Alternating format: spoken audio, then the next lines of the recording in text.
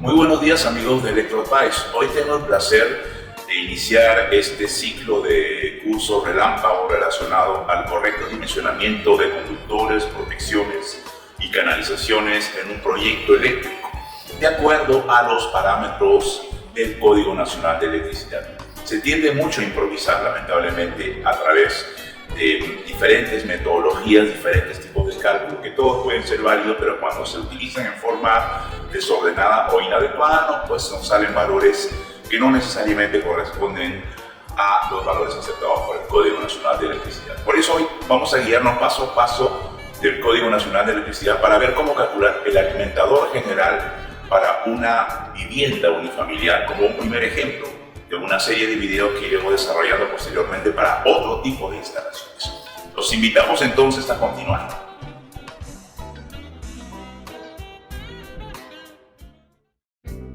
Bueno, lo primero que debemos tener en cuenta es que todos los procedimientos que vamos a nombrar para calcular y dimensionar conductores, tuberías, protecciones, en este tutorial, en este video y en estos videos que vamos a realizar posteriormente, están en base al Código Nacional de Electricidad.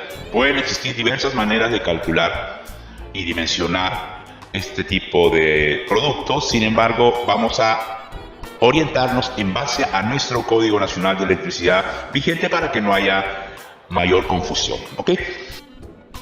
En un proyecto de instalación eléctrica, de acuerdo al Reglamento Nacional de Edificaciones, lo que debemos tener en cuenta, tal como dice el mismo Reglamento Nacional de Edificaciones, es que todas las instalaciones eléctricas interiores están tipificadas en el Código Nacional de Electricidad. Y el alcance de esta afirmación va a todo tipo de instalación eléctrica en baja tensión, desde la instalación residencial, la instalación del sector terciario, comercial, instalaciones industriales. Eso tiene que quedar también muy claro. Dentro de los componentes de un proyecto de instalación eléctrica interior, de acuerdo al Reglamento Nacional de Edificaciones, sabemos que hay elementos como la memoria descriptiva, el documento de factibilidad y punto de entrega del servicio público dada por el concesionario, la memoria de cálculo, las especificaciones técnicas, los planos y el certificado de habilitación de proyectos que le otorga pues el Colegio de Ingenieros del Perú al ingeniero responsable correspondiente y en base al proyecto presentado. De acuerdo al Código Nacional de Electricidad vamos a realizar específicamente, centrarnos en la memoria de cálculo, los elementos de cálculo correspondientes para llegar a una correcta elección y dimensionamiento de los dispositivos que forman parte de nuestra instalación eléctrica.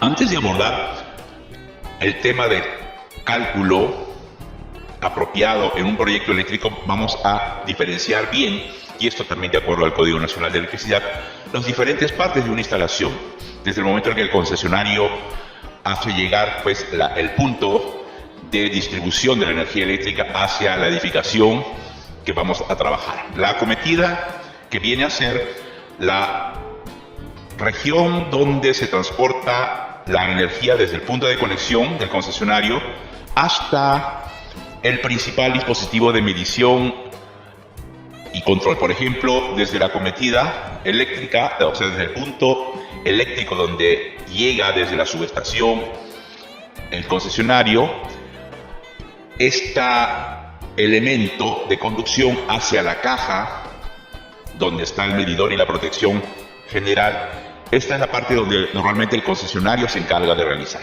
A partir de este punto viene lo que se llama la alimentación, que es la energía desde el lado de carga, ya de la obra propiamente dicha, o sea, a partir de la caja del medidor hasta el tablero eléctrico, donde está el interruptor general, que casi siempre tiene que existir, a veces no existe, pero es casi siempre necesario que exista, y los interruptores de cada circuito derivado. Este viene a ser el alimentador propiamente dicho, o sea, este tramo de conductor. Y finalmente los llamados circuitos derivados, que son los que distribuyen en cada una de las partes de la instalación, sea la parte de alumbrado, de tomacorrientes, de cargas especiales, cada uno de los circuitos, cada uno con su protección específica, es lo que llamamos circuitos derivados.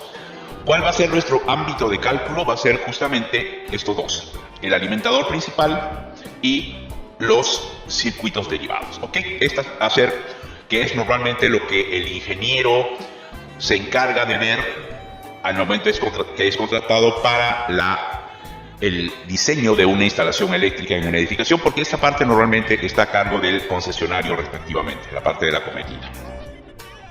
Bien, entonces llegamos al punto de la memoria de cálculo. Para hacer los cálculos respectivos de corrientes eléctricas, para justamente conocer cuál es el dimensionamiento adecuado de un conductor, tuberías o protecciones, de hecho que hay muchas fórmulas para cálculos de corriente, algunas pueden ser más simples, otras más complejas, dependiendo del tipo de instalación. Lo que vamos a hacer ahora es centrarnos en el procedimiento que tiene el Código Nacional de Electricidad para el cálculo de las corrientes, específicamente para el dimensionamiento de conductores, el dimensionamiento de los conduits o las canalizaciones donde van a ir esos conductores y el dimensionamiento de las protecciones destinadas justamente a esos conductores. Quiere decir que vamos a basarnos en lo que dice el Código Nacional de Electricidad, que los cálculos se basan en lo que se llaman factores de demanda. El factor de demanda es como el porcentaje de utilización que se prevé dentro de la potencia total instalada o la carga total instalada dentro de una instalación eléctrica. Es un porcentaje, es potencia de máxima demanda entre potencia total. Porque no siempre podemos utilizar la potencia total en una instalación todo el tiempo. Van a haber valores promedio y eso es básicamente lo que nos ofrecen los factores de demanda, que lo vamos a ir viendo a lo largo de este video.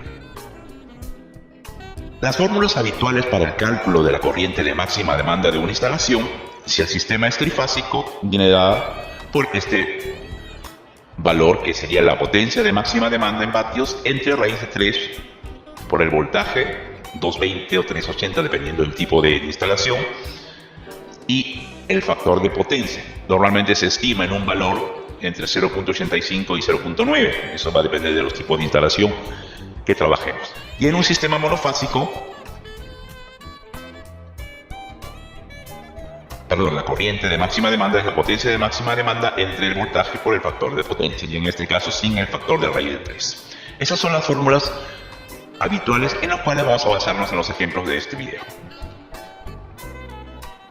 ¿Qué más dice el Código Nacional de Electricidad respecto a los procedimientos de cálculo? Bueno, nos da un límite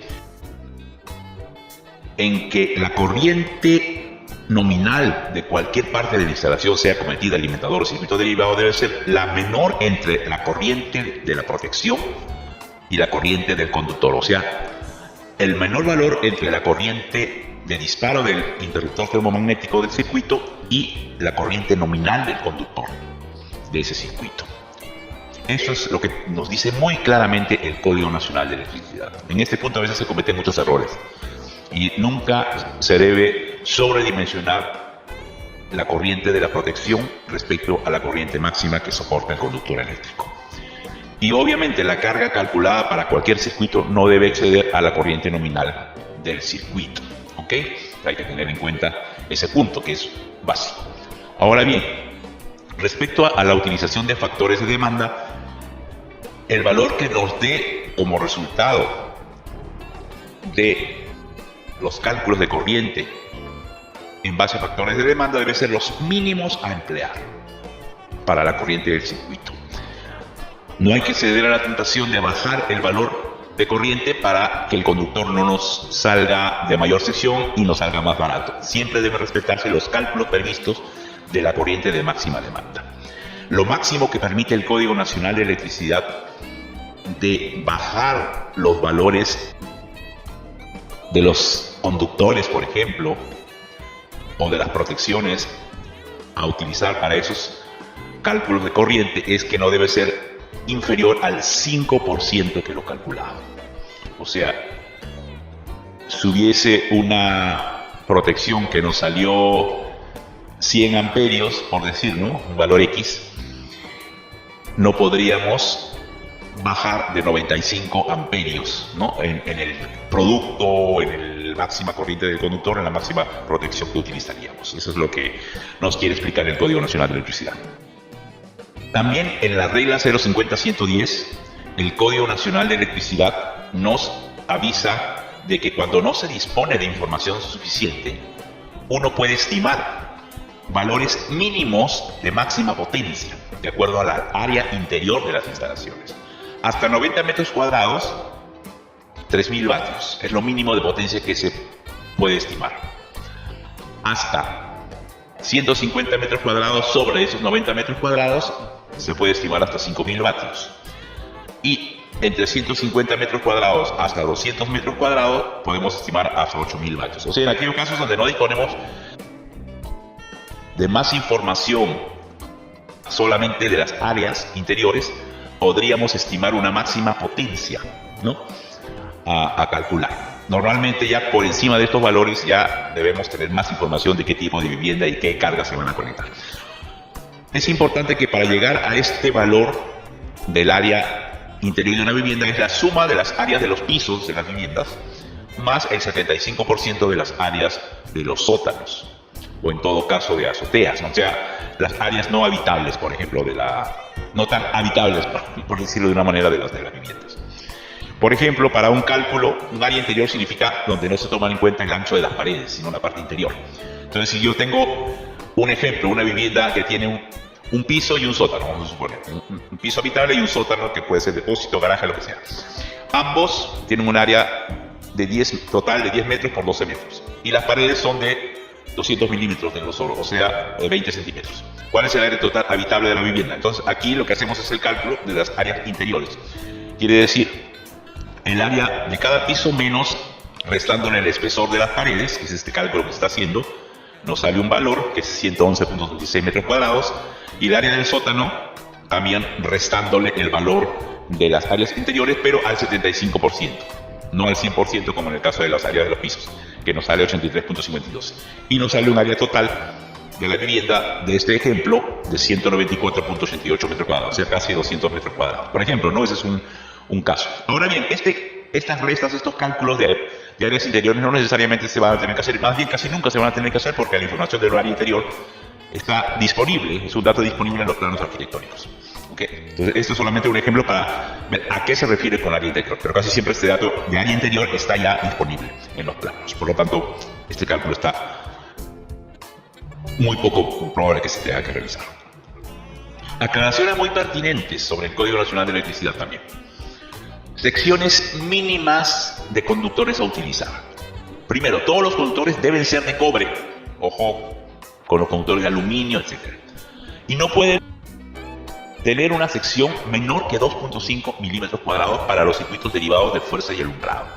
O sea, olvídense de calcular para un circuito de iluminación o de tomacorrientes un conductor menor a esta sección.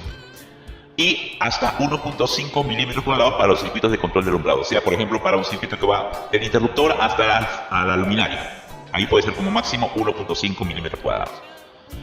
Para no complicarnos la vida, yo siempre recomiendo mantener todos los conductores de un circuito de iluminación de la misma sección. Esto es muy importante tener en cuenta. Lo otro, las tensiones a utilizar en baja tensión, 220 voltios o 380 voltios, de acuerdo al tipo de tensión, si es una tensión de un elemento trifásico o monofásico, si el sistema es delta o es estrella.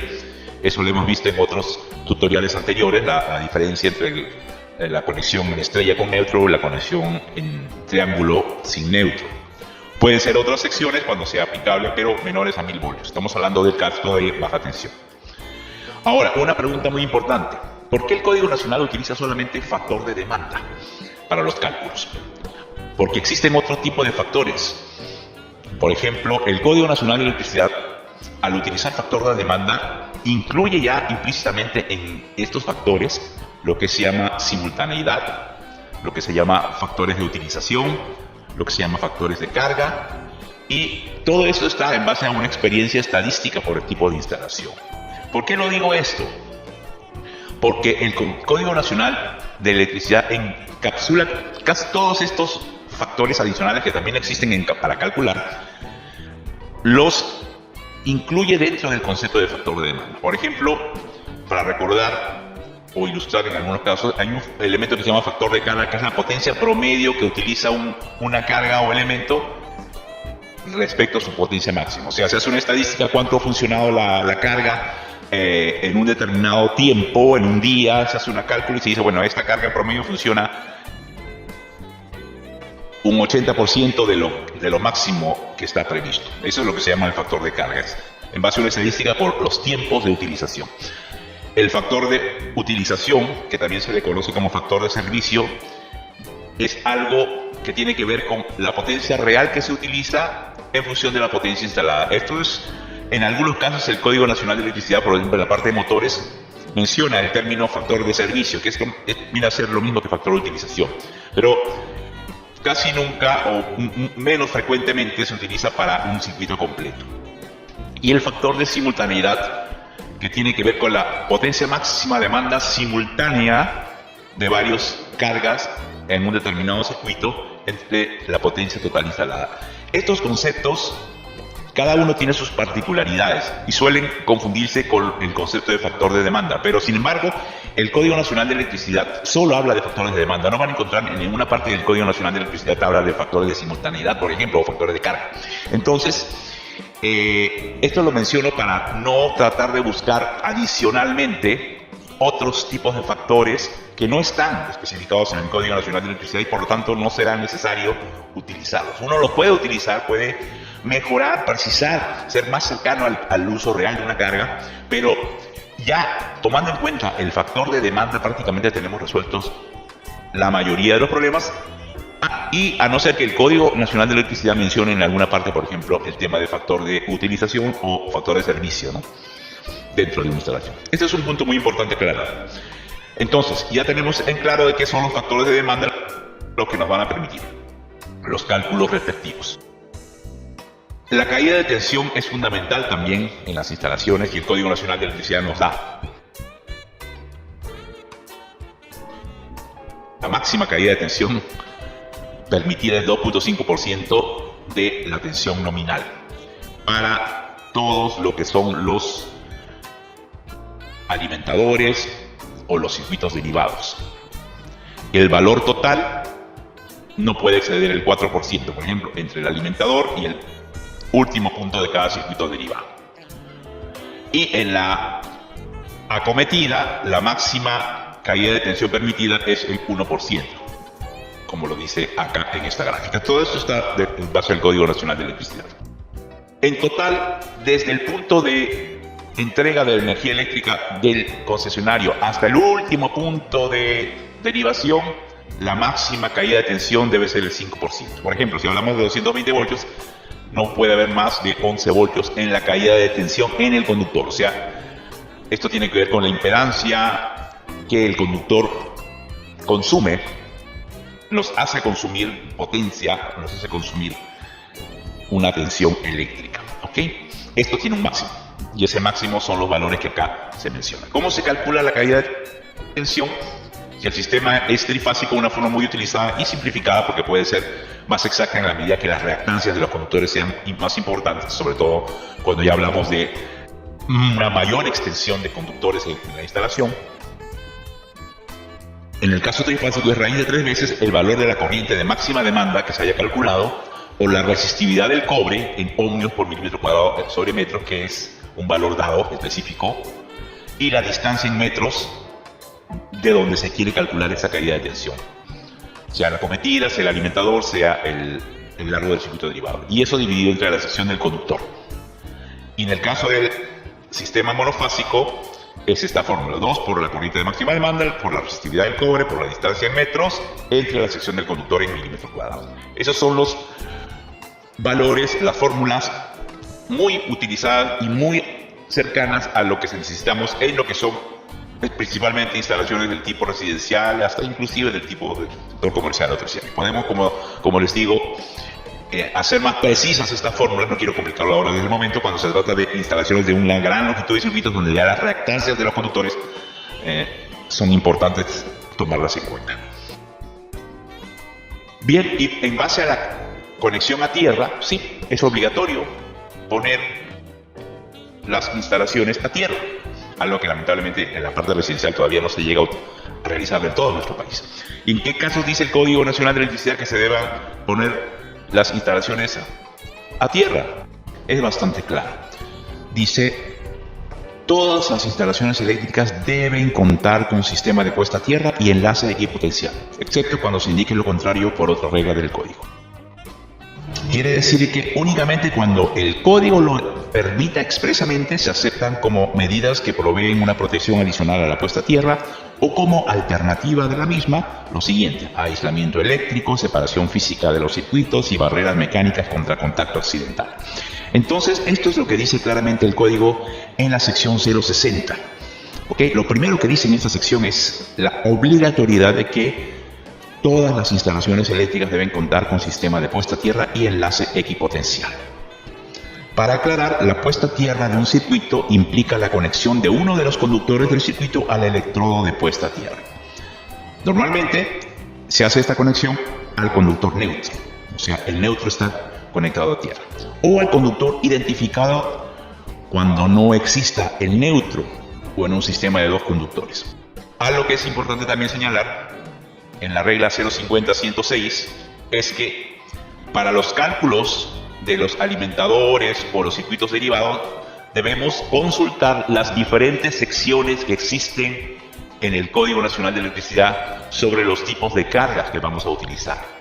Por ejemplo, la sección 160 habla todo lo relacionado con el cálculo de corrientes de motores y generadores. Esto es algo que en las instalaciones del tipo terciario o en las instalaciones del tipo industrial van a ser bastante utilizados, y ahí, por ejemplo, hay consideraciones de cómo estimar las corrientes de máxima demanda de un motor o grupo de motores dentro de una instalación.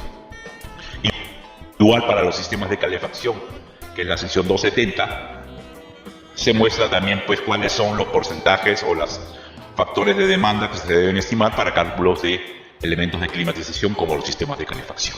Eso es bastante importante tener en cuenta también, y cada tipo de instalación, cada tipo de carga está en una sección del Código Nacional de Electricidad.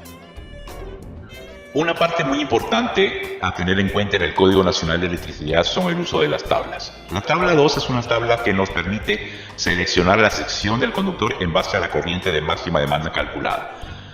Si es un circuito monofásico, la cantidad de conductores sería 2, si es trifásico 3, la temperatura a la cual trabajan estos conductores hasta 70 grados, estas corrientes,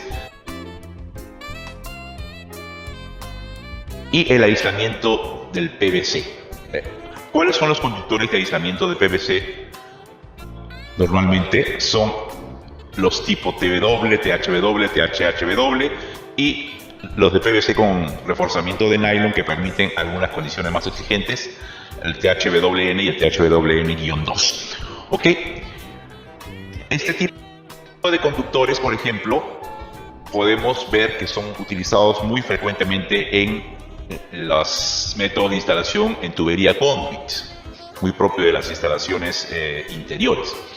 Ahora bien, el THHN y el THWN o el THWN2 tienen capacidades superiores a los TW y los THW, que ya son algo antiguos y casi desplazados como utilización. Entonces aquí estamos viendo las condiciones de utilización de este tipo de conductores de aislamiento de PVC en cuanto a sus temperaturas en grados Celsius, en ambientes secos o húmedos. Allí vemos las diferencias, ¿no?, en cuanto a la exigencia a la que pueden ser sometidos. ¿Ok? Entonces eso es muy importante tener caso en cuenta, y que algunos conductores como el TW, que ya está casi obsoleto y prácticamente no se utiliza. Hasta el THW normalmente se sigue utilizando hasta el momento.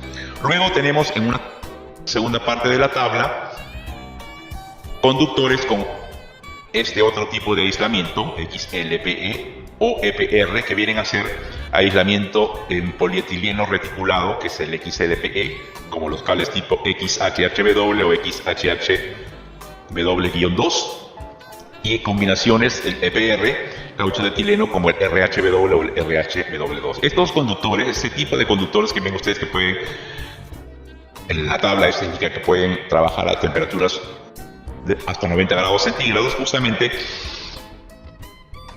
los vemos en casos donde necesitamos mayores exigencias, ¿no? Sobre todo las industriales, mayores resistencias a la intemperie, etc.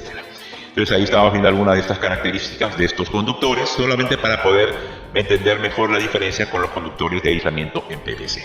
Y no olvidar que además de este tipo de conductores, aunque no están especificados en tablas del Código Nacional de Electricidad, Hoy en día los cables libres de halógenos, los LSZH, son de uso obligatorio para lugares de alta afluencia de público. Estamos hablando de instalaciones del tipo comercial o cualquier instalación donde vamos a tener una alta influencia de público normalmente.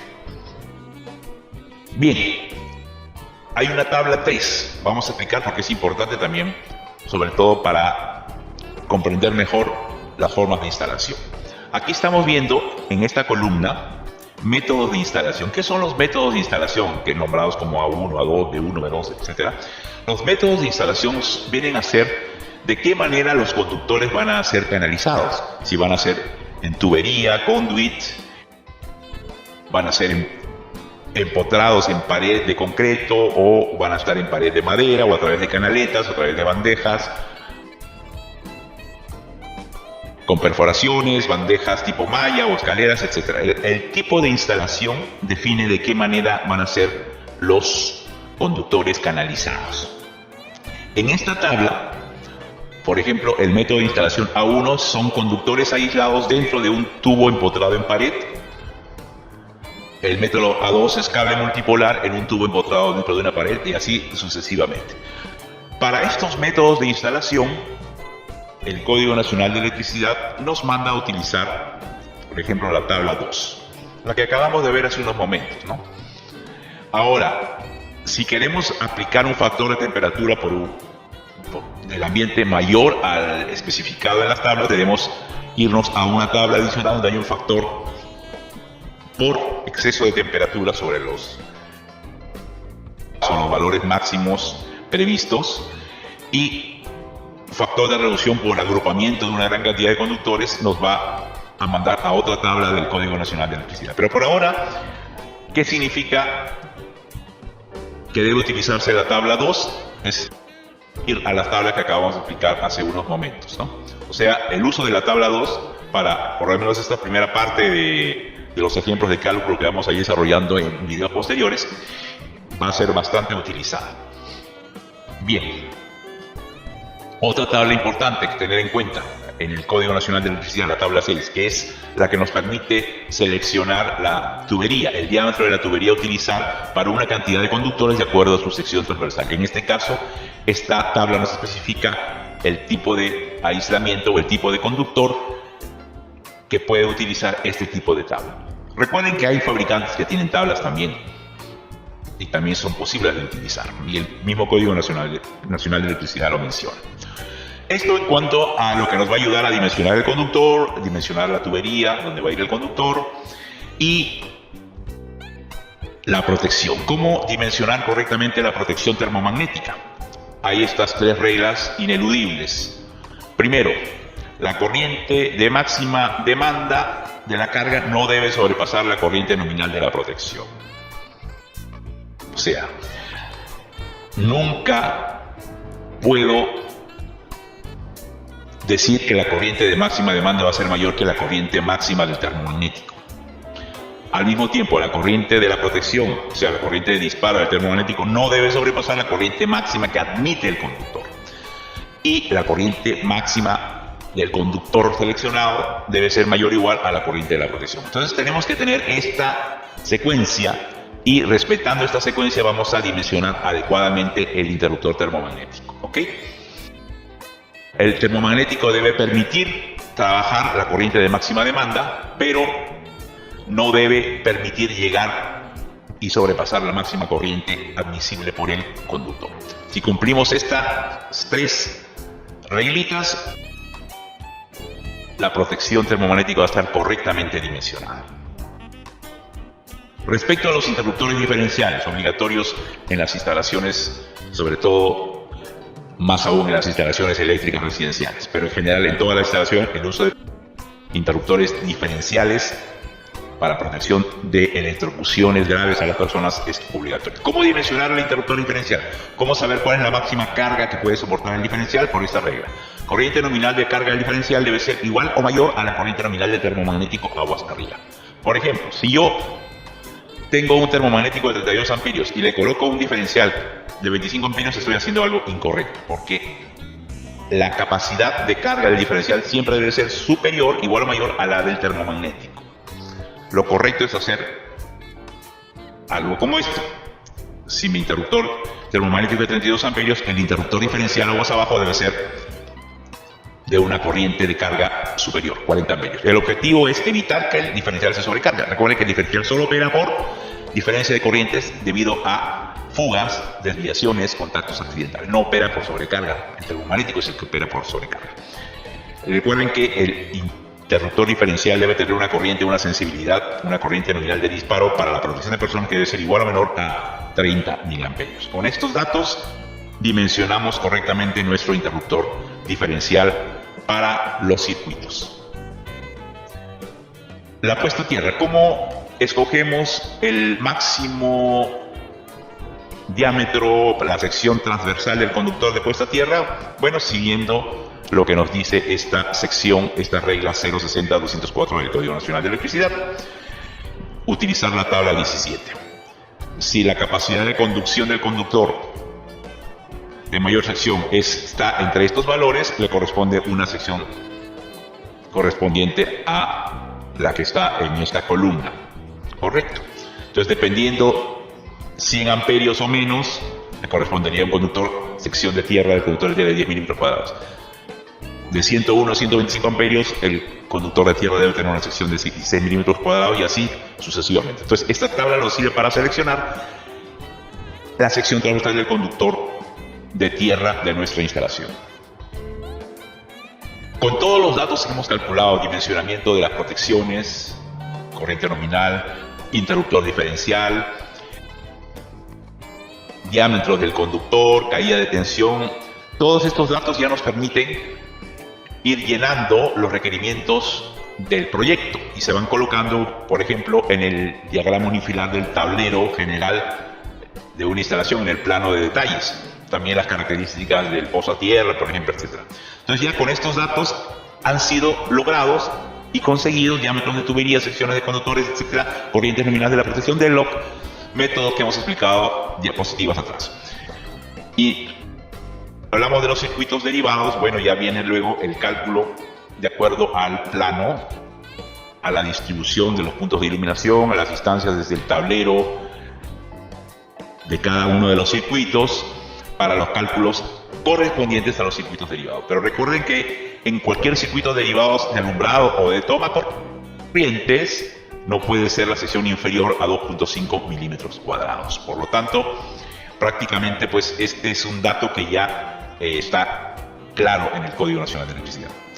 Hay que tener en cuenta también que existen planos de la parte de instalación de comunicaciones que puede estar a cargo del ingeniero electricista. Por ejemplo, los puntos de ubicación de la salida de telefonía o de intercomunicadores, o en todo caso también la salida hasta la punto de acometida de sistemas de TV por cable, etc. Hoy en día pues las viviendas modernas tienen también muchas salidas que tienen que ver con elementos que más están en el campo de lo que llaman las corrientes débiles, ¿no? Elementos de comunicación.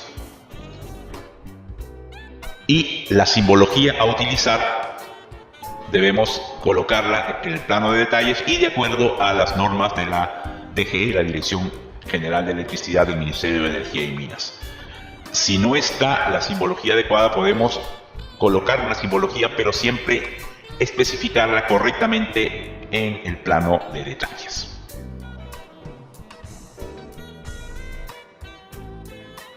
Bien, ahora para terminar este video vamos a ver algunos ejemplos de cálculo y vamos a ver en el caso de viviendas unifamiliares cómo es el procedimiento de calcular la corriente de máxima demanda del alimentador general de una instalación en una vivienda de este tipo.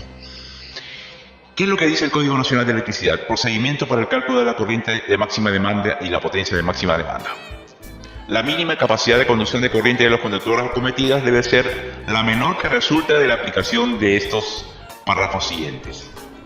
El párrafo A, que dice: debe considerarse una carga básica de 2.500 vatios para los primeros 90 metros cuadrados del área de vivienda. El área interior, o sea, es el área que está dada generalmente ya en los planos de arquitectura.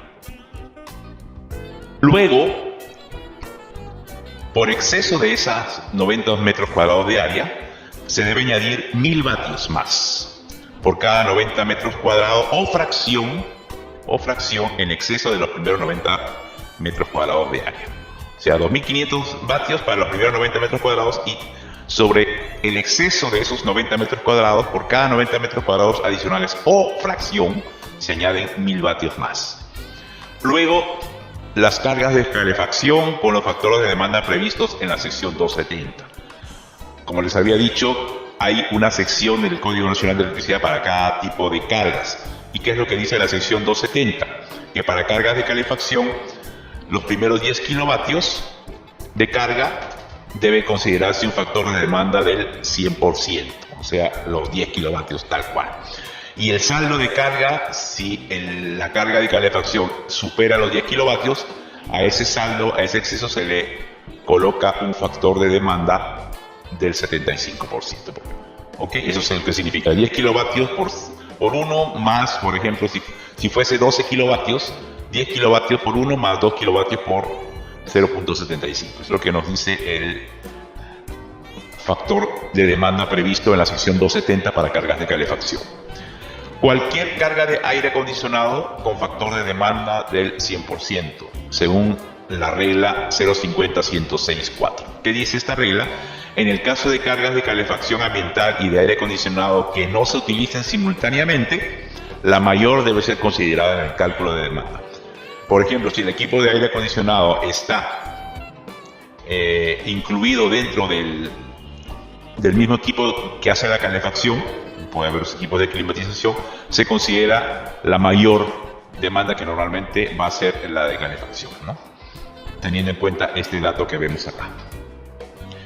Y luego cualquier carga de cocina eléctrica, dice, como sigue: 6000 vatios si tenemos una única cocina. O sea, para cualquier cocina eléctrica, por cualquier potencia, consideren por lo menos 6000 vatios de utilización. Más, dice, 40% de la cantidad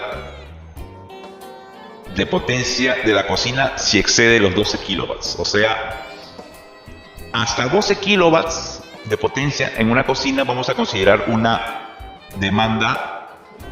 potencia de máxima demanda de 6000 vatios. Si excede 12 kilowatts, entonces se va a considerar sobre ese exceso el 40% de ese exceso, adicionalmente a los 6000 vatios. Y cualquier carga adicional, calentador de agua, por ejemplo, al 100%, y acá el código especifica de cualquier carga adicional a las mencionadas en los párrafos 1 a 5, al 25% de su potencia nominal si este excede los 1500 vatios, y si se ha previsto una cocina eléctrica, o al 100% de la potencia nominal de cada una de estas cargas si este excede los 1500 vatios, hasta un total de 6000 vatios, más 25% del exceso sobre los 3000 vatios. O sea, hay que tener un poco de calma y leer bien esta subregla para considerar pues el cálculo adecuado del Código Nacional de Electricidad respecto al uso de factores de demanda en cargas especiales. La forma más fácil de entenderlo es con un primer ejemplo. ¿Ok? Y este ejemplo lo vamos a ver a continuación. Volviendo rápidamente a esta regla. Dice, la mínima capacidad de conducción de corriente de los conductores de acometidas o alimentadores debe ser la mayor que resulte de la aplicación de los párrafos A y B. O sea, el cálculo relacionado con este párrafo, considerando todos estos puntos que hemos visto acá, debemos compararlo con 40 amperios, o sea, la parte B. Si lo que calculamos aquí resulta más que 40 amperios, usamos el valor resultante de este cálculo. Si lo que calculamos aquí resulta menor que 40 amperios, entonces no importa, vamos a utilizar 40 amperios. En otras palabras, lo mínimo que nos está diciendo el Código Nacional de Electricidad es que no me utilices una corriente de máxima demanda de menos de 40 amperios para una vivienda unifamiliar. ¿Ok? Hagamos un ejemplo rápido para concluir este video de forma entretenida y satisfactoria. Por ejemplo, vamos a dimensionar el conductor principal, el conductor del alimentador general para una vivienda unifamiliar. Sabemos que tiene una tensión trifásica de 220 voltios. Si vieron alguno de los videos anteriores, sabemos que si es una tensión trifásica de 220 voltios, estamos hablando de un sistema tipo delta, sin neutro, ¿okay? Como el que se utiliza mayormente en nuestra ciudad de Lima. ¿Cuáles son las características de la vivienda? El área techada, 350 metros cuadrados. Vamos a suponer que ya ese dato lo tenemos del plano. Tenemos distancia total del medidor al tablero general, 12 metros, es importante. La caja del medidor tiene una distancia de unos 12 metros lineales respecto a la ubicación del tablero general de esta vivienda. El tipo de conductor que se va a utilizar es el THWL. ¿Ok? Tenemos que el método de instalación, bueno, vamos a utilizar la tubería conduit en PVC empotrada. Método muy tradicional, muy típico en instalaciones interiores. Método de instalación. Cargas especiales adicionales. Cargas especiales que va a tener esta vivienda previstas. ¿Cuáles son?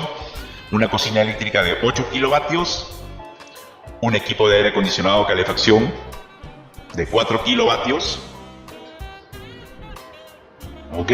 Y un calentador de agua, una terma de 1 kilovatio. Estos son los datos que tenemos para esta vivienda. ¿Cómo calculamos la corriente de máxima demanda?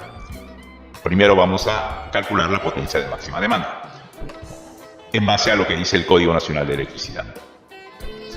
Empecemos por la máxima demanda en alumbrado y tomacorrientes. Para esto nos sirve el área, las áreas techadas. El área techada total es 350 metros cuadrados. Vamos a suponer que esta área techada incluye todos los pisos más el sótano con las dimensiones respectivas. El área techada total de la instalación ya se considera en el caso de las viviendas unifamiliares, como hemos visto hace un momento. Aplicando la regla que acabamos de revisar hace unos minutos, los primeros 90 metros cuadrados, 2.5 kilovatios, o sea, 2.500 vatios, como dice la regla. Pero el área total es 350 metros cuadrados, entonces vamos a añadir una carga por cada 90 metros cuadrados adicionales o fracción. Esto nos va a resultar una suma de 3 kilovatios adicionales. Porque aquí tenemos que el área va a tener por exceso más de 3 veces 90 metros cuadrados adicionales. Por lo tanto, 3 kilovatios añadidos a los 2.5 kilovatios de los primeros 90 metros cuadrados. Luego, la máxima demanda por alumbrado tomacorriente sería la suma de todas estas cargas que vemos acá. 2.5 más 3, 5.5 kilovatios. O sea, 5.500 vatios sería la máxima demanda por alumbrado de tomacorrientes. ¿Qué más tenemos? Dentro de la misma regla, cargas especiales. Vamos a calcular las cargas especiales. Nos dicen que hay una cocina eléctrica de 8 kilovatios. ¿Qué nos dice esa regla? Como es una cocina única, se consideran 6 kilovatios como máxima demanda de la cocina. Aire acondicionado, calefacción, consideramos, ya que es de 4 kilovatios el dato, el factor de demanda al 100%, ya que de acuerdo a la regla 270 del código para elementos de calefacción, esta carga es menor a 10 kilovatios. Entonces consideramos el 100% de este valor, 4 kilovatios. Para el calentador de agua, 1 kilovatio, el factor de demanda lo consideramos 100%, ya que es menor que 1.5 kilovatios. Remitirse otra vez a la regla 050-200 para refrescar por qué consideramos los 1000 vatios de la terma o calentador de agua. Sumamos la máxima demanda por cargas especiales y nos sale el valor de 11 kilovatios en cargas especiales. La máxima demanda total de la vivienda, entonces nos saldría la suma de la máxima demanda en alumbrado y tomacorrientes más la máxima demanda en cargas especiales. El total de eso nos va a salir 16.5 kilovatios. Correcto. Esa sería nuestra máxima demanda para esta vivienda, con las características que hemos visto. Ahora bien, ¿cómo calculamos la corriente de máxima demanda? Vamos a suponer que estimamos un factor de potencia de 0.9. Sale un valor bastante aceptable para una vivienda, una instalación residencial. La corriente sería, aplicando la fórmula que vimos hace minutos en las diapositivas previas, potencia de máxima demanda 16.500 vatios entre raíz de 3, es un sistema trifásico por los 220 voltios por el factor de potencia de 0.9. Nos sale 48.17 amperios esta corriente de máxima demanda. Elegimos esta corriente. Bueno, recordemos que la regla 050-200 dice la mínima capacidad de conducción de corriente de los conductores debe ser la que resulte mayor de estas dos condiciones. La corriente calculada por factor de demanda nos salió esto, o 40 amperios. Esta es mayor a 40 amperios, por lo tanto, esta va a ser nuestra corriente de máxima demanda. ¿Qué hacemos con este valor? Nos vamos a la tabla 2. Recuerden lo que hablamos de la tabla 2, es un conductor THWN, por lo tanto es un conductor de aislamiento PVC. Para 48.17 amperios, 3 conductores, el alimentador general, trifásico. ¿Cuál es la corriente máxima que debemos prever? Si es 48, el conductor de 10 milímetros cuadrados soporta hasta 42, entonces nos vamos directamente al siguiente conductor que puede soportar hasta 56 amperios, que es el de 16 milímetros cuadrados. ¿Ok? Entonces este es el conductor que hemos elegido para esta corriente de máxima demanda. Ahora debemos evaluar la caída de tensión con este conductor que hemos elegido. Todavía no hemos confirmado, porque puede ser que la caída de tensión en este punto, en estos 12 metros de la distancia del medidor al tablero general, puede ser una caída de tensión importante. Entonces vamos a calcular esa caída de tensión para que no veamos que no sobrepase los 2.5% del valor de la tensión. La corriente de máxima demanda hemos calculado que es 48.17. La sección del conductor que hemos elegido hace un momento es de 16 milímetros cuadrados. La tensión es trifásica, 220 voltios. La resistividad del cobre es un valor dado, físico, 0.0175. Y por lo tanto aplicamos la fórmula de caída de tensión que vimos hace unos momentos. Y nos sale para estos 12 metros con una sección de 16 milímetros cuadrados y una corriente de máxima demanda de 48.17, nos sale una caída de tensión de 1.09 voltios. Este valor lo tenemos que comparar con el 2.5% de 220, o sea, con 5.5 voltios. Y como sale menor, no hay problema, este conductor está confirmado. Por ejemplo, si la caída de tensión hubiera sido mayor a 5.5, por ejemplo, nos sale 7 voltios, entonces tendríamos que utilizar un conductor de mayor sección, volver a hacer el cálculo y confirmar que la caída de tensión no supere este valor. Esa es la idea del cálculo de caída de tensión. Siguiente, dimensión del conductor a tierra del alimentador general. Bueno, ¿cuál es la corriente nominal del conductor elegido? La corriente nominal es 56 amperios, la corriente del conductor de 16 milímetros cuadrados. Corriente nominal, de acuerdo a la tabla anterior, la tabla 2 es 56 amperios. Está en este rango, entonces, 100 o menos, por lo tanto la sección del conductor de cobre de puesta a tierra en milímetros cuadrados sería 10 milímetros cuadrados para el conductor de puesta a tierra. ¿Okay? Ahora viene la utilización para dimensionar la tubería conduit del alimentador general, o sea, la tubería conduit que da desde del medidor hasta el tablero general. Para esto necesitamos, ¿qué sección del conductor hemos escogido? 16 milímetros cuadrados. Ok, acá está 16 milímetros cuadrados, ¿no? En esta parte de la tabla. El conductor THWN, que es el que hemos elegido. Ok, perfecto. Esta tabla es correcta. Para este conductor, para 3 conductores de 16 milímetros cuadrados, la tubería que necesitamos tendría 25 milímetros de diámetro. Posiblemente querramos darnos un margen, y eso es el criterio del instalador. Quizás si el conductor de tierra se va a adicionar en la misma tubería que los 3 conductores vivos, podríamos irnos con más tranquilidad a la siguiente diámetro de tubería inmediatamente superior. Bueno, eso depende del criterio del conductor.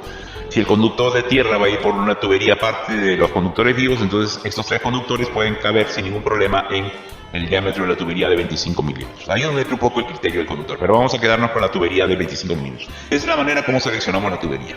Hay casos más complejos que vamos a verlos en otros videos posteriores. Y finalmente ya hemos elegido la tubería conduit para el alimentador principal. Vamos a elegir la protección general. ¿Qué datos tenemos? Sección del conductor 16 milímetros cuadrados, soporta hasta 56 amperios por la tabla 2. ¿Qué dice una de las reglas? La corriente admisible del conductor debe ser mayor o igual a la corriente de la protección. Entonces la corriente admisible del conductor de 16 milímetros cuadrados es 56 amperios.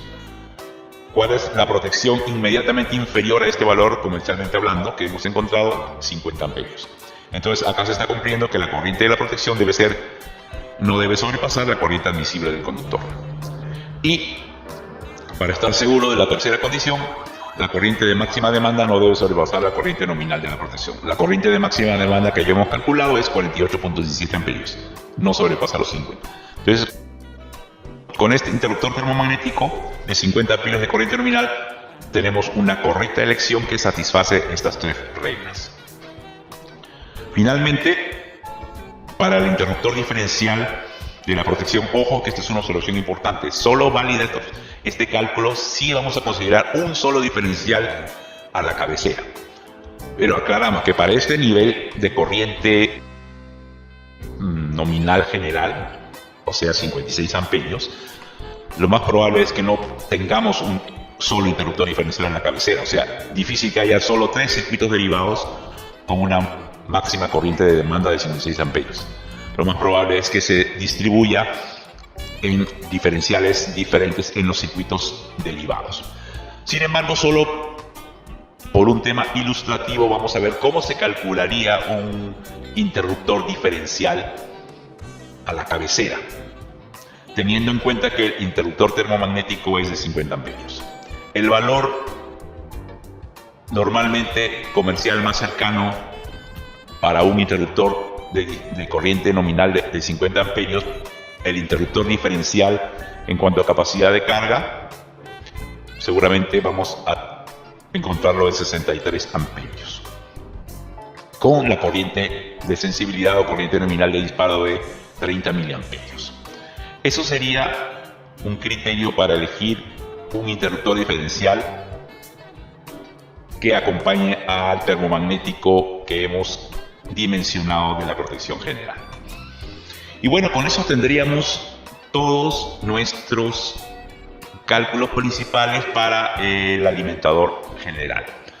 Luego se procedería a la parte de los circuitos derivados, pero esto es un tema que vamos a dejarlo al detalle en otros ejemplos, en otros videos. Solo para concluir, recuerden, en una de las primeras reglas del Código Nacional de Electricidad, la 010-002, dice lo siguiente: los materiales y productos utilizados en las instalaciones eléctricas deben cumplir con las normas técnicas peruanas, salvo que éstas no las contemple, y en cuyo caso deben cumplir con las normas internacionales de la Comisión Electrotécnica Internacional, IEC, u otras que sean reconocidas y respondan a exigencias internacionales. Todo lo que sea producto de utilización eléctrica en una instalación, de acuerdo al Código Nacional de Electricidad, deben estar en base a las normas técnicas peruanas y las normas IEC.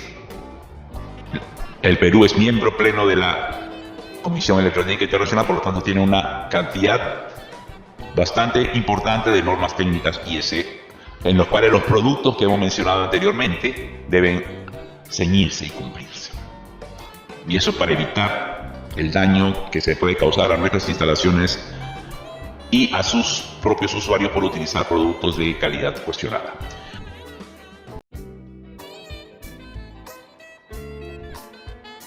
Muy bien amigos, luego de este tutorial, de este video, de este curso relámpago, espero que haya quedado claro el procedimiento adecuado para el dimensionamiento de las protecciones del alimentador general, especialmente en una instalación de vivienda unifamiliar.